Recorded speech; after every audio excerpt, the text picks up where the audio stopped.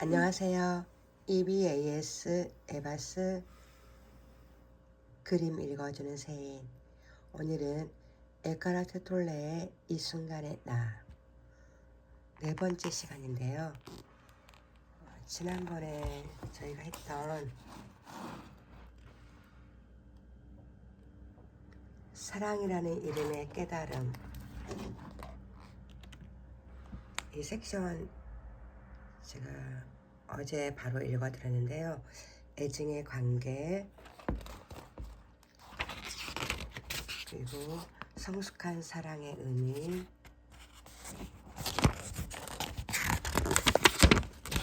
낭송해 드렸고요. 오늘은 깨달음을 위한 인간 관계부터 낭송해 드리겠습니다.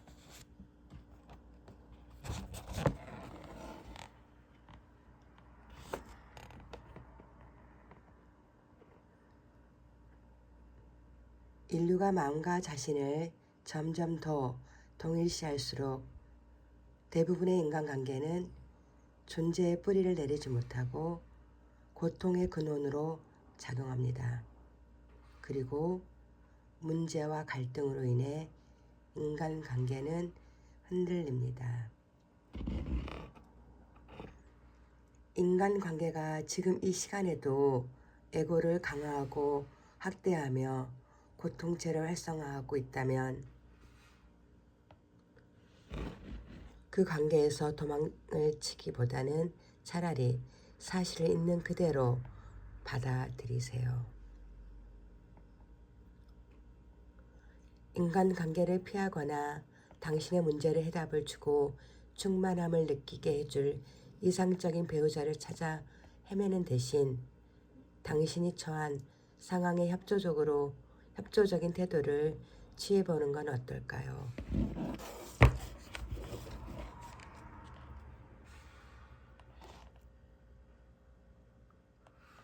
사실을 인정하고 받아들이면 그 상황으로부터 어느 정도는 자유로워질 수 있습니다.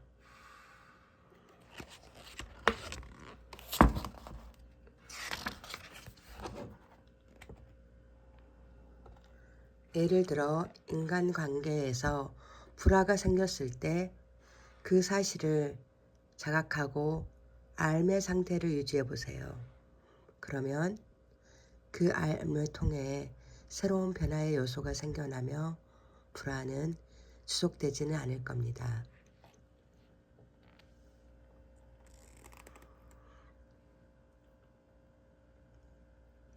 자신이 평화로운 상태에 있지 않고 불안을 느끼고 있음을 인식한다면 그 불안을 사랑스럽고 부드러운 포용으로 감싸는 고요한 공간을 만들어 보세요. 그러면 당신의 불안은 평화로 바뀔 수 있습니다.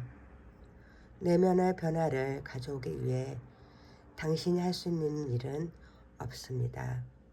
당신 자신을 바꿀 수도 없고 당신이 상대방이나 그 누구를 바꿀 수도 없습니다. 당신이 할 수 있는 것은 변화가 일어날 수 있고 자비와 사랑이 들어올 수 있는 공간을 만드는 것이 전부입니다.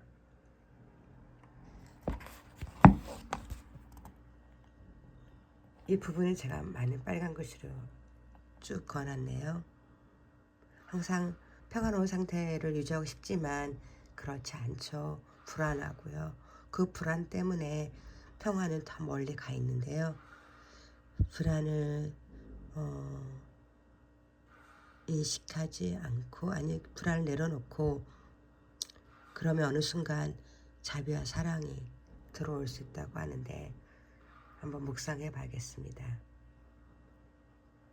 관계가 삐걱거릴 때마다, 당신과 상대방의 내면에 광기가 솟아오를 때마다 기쁜 마음으로 그것을 받아들이세요. 그러면 미처 깨닫지 못했던 것이 빗속에서 모습을 드러냅니다. 이것이 구원의 기회입니다.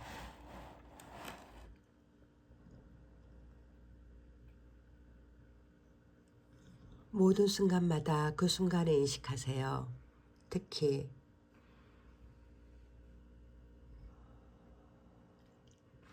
당신의 내면 상태를 인식하세요.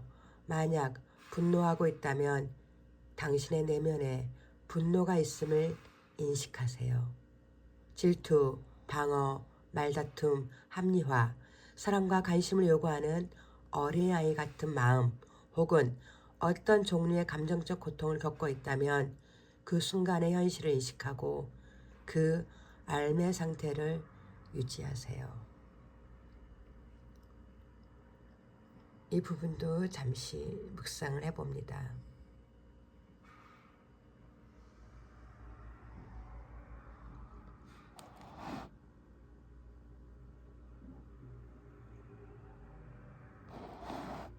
그러면 인간관계는 당신이 사다나, 여기 보시면 사다나라고 표시가 되어 있습니다.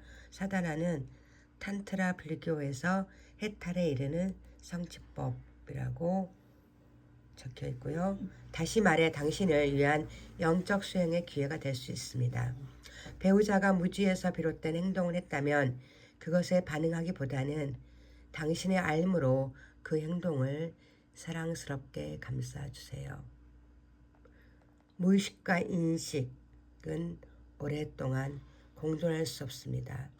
정작 무의식 상태에서 행동하는 사람은 자신이 어떤 행동을 하는지 알지 못하고 주변 사람들만 그 사람의 행동을 인식하고 있더라도 그렇습니다. 적개심과 공격성 뒤에 숨어있는 에너지의 형태는 사랑의 현존을 견디지 못합니다. 상대방의 무지에 반응하면 당신도 무지에 휩쓸리고 맙니다. 그러나 자신의 반응과 행동을 정확하게 인식하고 있다면 아무것도 잃어버리지 않습니다.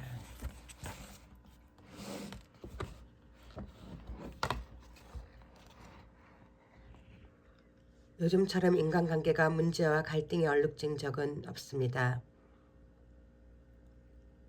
당신도 이미 알고 있듯이 인간관계는 행복이나 만족을 가져다 주진 않습니다. 인간관계를 통해 구원을 얻으려 한다면 계속해서 한멸만을 느낄 뿐입니다. 그러나 인간관계가 행복이 아닌 깨달음을 위한 것임을 받아들인다면 당신은 인간관계에서 구원을 얻을 뿐만 아니라 이 세상에 찾아올 더 높은 차원의 의식 수준에 도달하게 될 것입니다. 하지만 낡은 습관에 매여 있는 사람에게는 고통, 폭력, 혼란과 광기만이 커져갈 것입니다.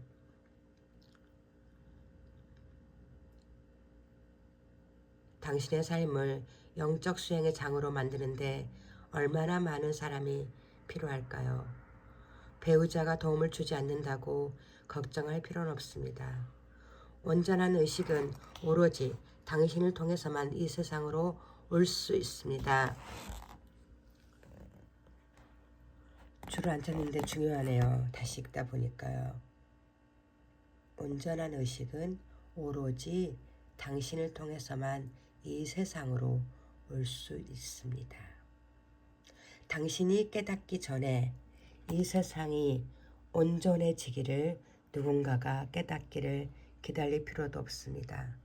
그러려면 영원히 기다려야 할지도 모릅니다. 깨닫지 못한 것에 대해 서로를 탓하지 마세요. 다투기 시작하는 순간 마음 자세와 자신을 동일시하게 되고 그 마음 자세뿐만 아니라 자아 감각도 방어하게 됩니다. 이것은 에고에서 당신을 내어주고 당신은 무의식의 상태로 빠져버리는 것입니다.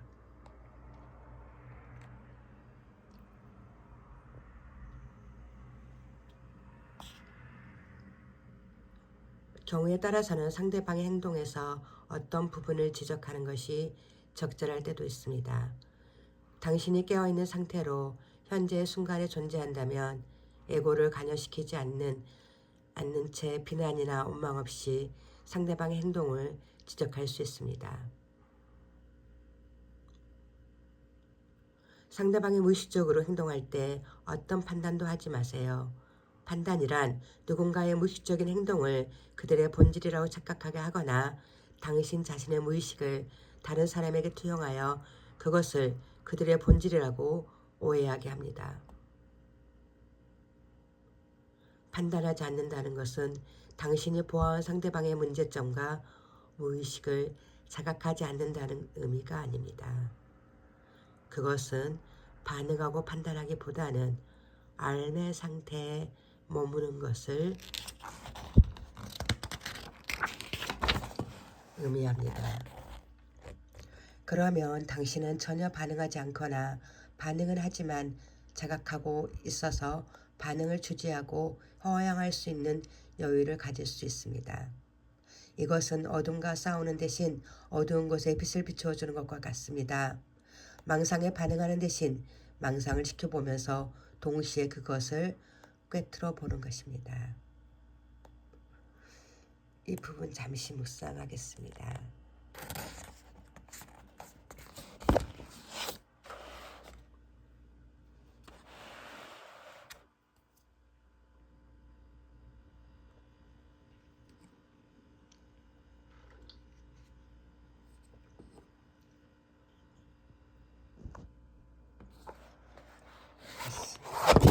네, 마지막 단락으로 다 갑니다. 알매 상태에 있다는 건 모든 사람과 만물이 있는 그대로 존재할 수 있는 사랑을 위한 현존의 공간을 만드는 것입니다. 변화를 위해 이보다 더 좋은 계기는 없습니다. 당신이 이런 수행을 거듭한다면 당신의 배우자 역시 무의식 상태에 머물 수는 없을 것입니다. 당신과 배우자가 모두 인간관계가 영적 수행을 위한 것이라는 사실에 동의한다면 더 좋을 수는 없을 겁니다. 그러려면 매 순간 떠오르는 생각과 느낌을 그 즉시 상대에게 표현할 수도 있고 정체성을 알 수 있는 감정이나 불만이 더 쌓이고 자라날 수 있는 시간적 공백을 만들지 않게 됩니다. 비난하지 않고 당신이 느끼는 것을 표현하는 법을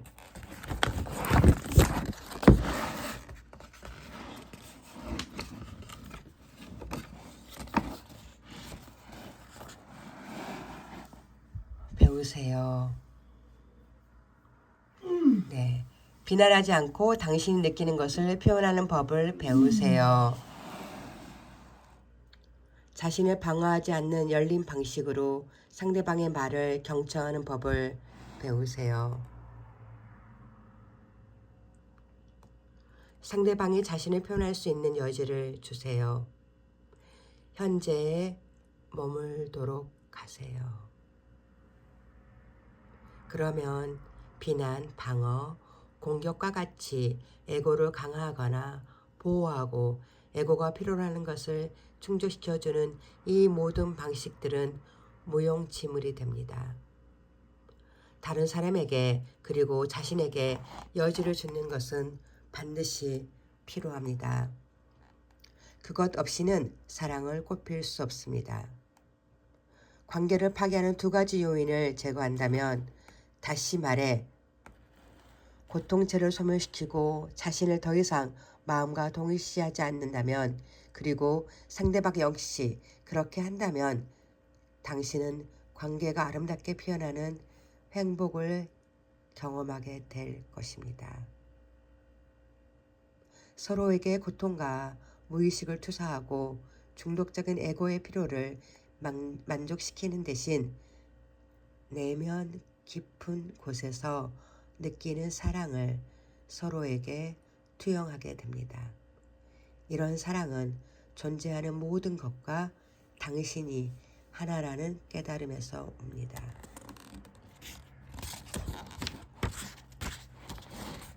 이것이 바로 대립하지 않는 사랑입니다.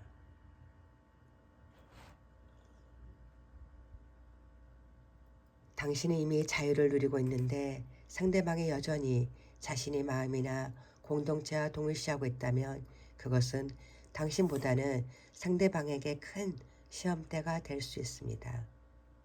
깨달음을 얻는 사람과 함께 산다는 건 쉬운 일이 아닙니다. 아니, 어쩌면 너무 쉬워서 상대방의 에고가 심각하게 위협받고 있다고 느낄지도 모릅니다. 에고는 자신의 정체성에 의존하고 있는 분리감을 강화하기 위해 문제와 갈등 그리고 적을 필요로 한다는 사실을 떠올려 보세요. 저항이 없어진 상태에서 깨닫지 못하고 무의식 속에 있는 상대방의 마음은 깊은 좌절에 빠지게 될 것입니다. 이는 마음이 차지하고 있던 위치가 불완전하고 쇠약해하는 것이며 심지어 마음이 자신을 잃어버리고 완전히 무너져 내릴 수 있다는 위기감을 느끼는 것입니다. 고통체는 무언가 주고받을 수 있는 것이 필요한데 더 이상 그것을 얻을 수는 없습니다. 말다툼, 사건, 갈등은 더 이상 필요하지 않습니다. 마지막 섹션입니다. 자신과 하나가 되는 순간. 깨달음의 여부와 관계없이 인간은 누구나 남자 아니면 여자입니다. 형태의 정체성에서 당신은 완벽하지 않습니다. 당신은 온전한 전체의 반쪽에 불과합니다. 이런 불완전함 때문에 깨달음의 정도를 떠나 우리는 남녀의 이끌림, 이성을 향한 끌림을 느낍니다. 그러나 내적인 연결 상태에서는 이런 끌림이 삶의 표면 혹은 삶의 주변 어딘가에 있다고 느끼게 됩니다. 그렇다고 당신이 다른 사람이나 배우자와 깊이 연결되어 있지 않다는 것은 아닙니다. 사실 당신이 존재에 대해 자각하고 있을 때에만 타인과 깊이 연결될 수 있습니다. 존재로서의 당신은 형상의 장막 너머에 집중할 수 있습니다. 존재 안에서 남성과 여성은 하나입니다. 형상은 지속적으로 어떤 욕구를 가지고 있지만 존재는 그렇지 않습니다. 존재는 이미 완벽하고 온전합니다. 만약 그런 욕구가 충족된다면 좋겠지만 그렇지 못한다고 해도 내면 깊은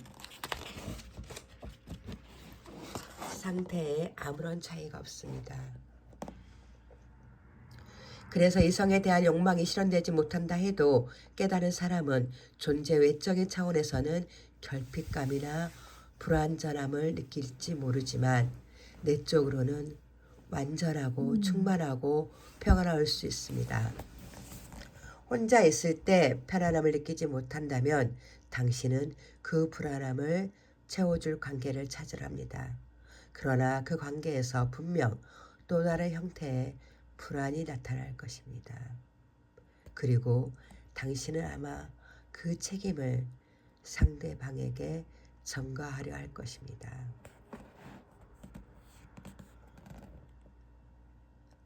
당신이 해야 할 일은 오직 지금 이 순간을 완전하게 받아들이는 것입니다. 그러면 지금 여기에서 편안함을 느끼고 자신을 편안하게 받아들이게 됩니다. 그런데도 당신은 반드시 자신과 관계가 필요하다고 생각합니다. 왜 그저 당신 자신일 수는 없을까요? 자신과 관계를 맺는다는 것이 자신이 두 개로, 다시 말해 나와 나 자신, 주체와 객체로 분리되어 있다는 것을 의미합니다. 마음이 만들어내는 이런 이중성이 삶에서 벌어지는 모든 불필요한 복잡함, 모든 문제와 갈등의 뿌리입니다. 깨달음의 상태에서는 당신은 곧 당신 자신이며 당신과 당신 자신이 하나가 됩니다.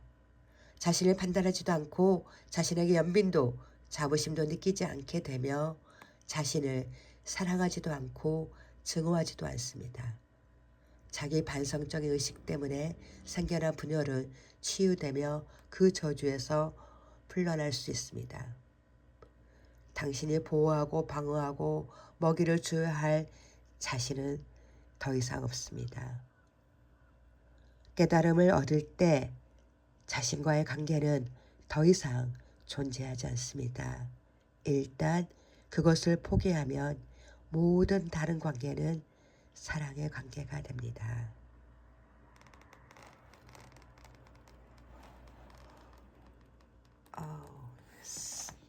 좀 가슴이 따뜻해지지 않나요? 가슴이. 저희가 이틀에 걸쳐서 사랑이라는 이름의 깨달음 섹션을 방송했습니다. 네. 모든 생명 그리고 모든 사람의 마음, 이 모든 것이 사랑에서 시작되고 사랑으로 기결된 것 같습니다. 에카르트 톨레의 이 순간의 나를 통해서 여러분들도 지금 이 순간의 나를 온전히 사랑하길 바랍니다. 감사합니다. 이 순간의 나 행복하세요.